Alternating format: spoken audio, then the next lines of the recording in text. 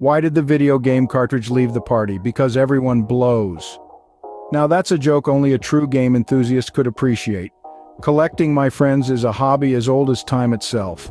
Some people collect stamps, coins, or rare antiques. Each to their own, of course, but let's be honest, where's the fun in that? Stamps don't have boss battles, coins can't offer a plot twist, and antiques, well, they just sit there gathering dust. Now, video game collecting, that's a whole different ball game, or should I say, console game. It's like hunting for treasure, but instead of a chest full of gold, you find a mint-condition copy of The Legend of Zelda: Ocarina of Time for the Nintendo 64. It's like finding the Holy Grail, but instead, it's a limited edition Final Fantasy X PlayStation 1 console. Imagine the thrill of digging through a pile of old, dusty cartridges at a yard sale, only to unearth a gem like Earthbound for the Super Nintendo, or the joy of exploring the eBay jungle, dodging overpriced listings and bidding wars, to finally snag that elusive Panzer Dragoon Saga for the Sega Saturn. It's the Indiana Jones of hobbies, folks, minus the giant rolling boulders and creepy snake pits. And let's not forget about the games themselves. Unlike stamps or coins, these are not just objects to be looked at, touched, and admired. They're worlds to be explored, stories to be lived, challenges to be conquered. Each cartridge, each disc, each console is a ticket to a different universe, a passport to countless hours of fun, excitement, and adventure. So, my friends, if you're thinking of starting a collection, why settle for the mundane? Why not dive into the vibrant, exciting, and ever-evolving world of video game collecting? It's not just a hobby, it's a lifestyle. It's not just about playing games, it's about experiencing them, cherishing them, and sharing them with others. So if you're thinking of collecting something, drop the stamps and grab the joystick. You know, hunting for video games is a bit like dating. Sometimes you get lucky on the first try, sometimes it takes a while, and sometimes you end up with a dud. Imagine yourself on a date. You're all dressed up, your hair is styled to perfection, and you're as ready as you'll ever be. Now replace that date with a video game hunt, and you're in the same boat. You've done your research, you've got your list of games to look for, and you're ready to hit the thrift stores, garage sales, and online auctions. Each hunt is a new adventure, filled with potential treasures and, of course, the occasional heartbreak.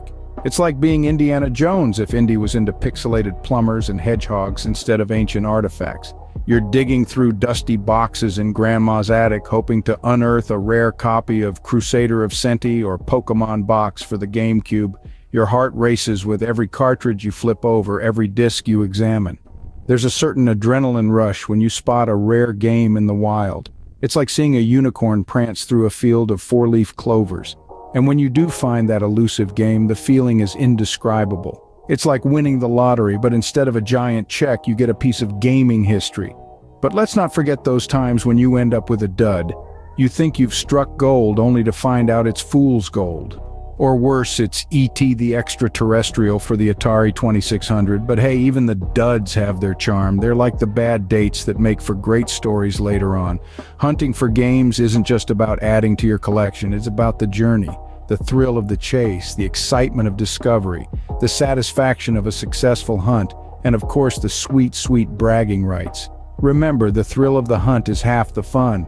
The other half is showing off your loot to your jealous friends. Owning a video game is like having a pet. It's a responsibility. You have to take care of it, clean it, and make sure it doesn't get lost or eaten by your dog. Now let's delve into the joys of ownership. Imagine this. You're holding in your hands a physical copy of a game you've been dying to play. You can feel the weight of it, the texture of the case, the anticipation is palpable. It's a tangible thrill that digital downloads just can't match. But oh, the responsibility that comes with it. You have to keep it safe from the elements, the occasional coffee spill, and the dreaded Cheetos dust.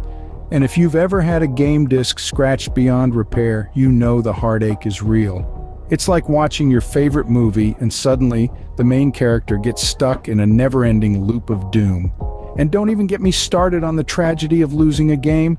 It's like losing a piece of your soul. You turn your house upside down, interrogate your siblings, and swear you saw it just yesterday right there on the shelf. The mystery of the missing video game is a tale as old as time. Oh, and here's a fun anecdote. Ever had a game eaten by your dog? I once had a pup who developed a taste for vintage Atari cartridges. I can tell you, Pac-Man never looked the same after that. But despite these little mishaps, there's an undeniable satisfaction in owning a physical game. Each one is a story, a memory, a piece of history. You can line them up on your shelf and admire your collection, each game a testament to your conquests and adventures. They're not just pieces of plastic, they're gateways to different worlds, each one with its own set of challenges and rewards. So, take care of your games, folks. They're more than just pieces of plastic.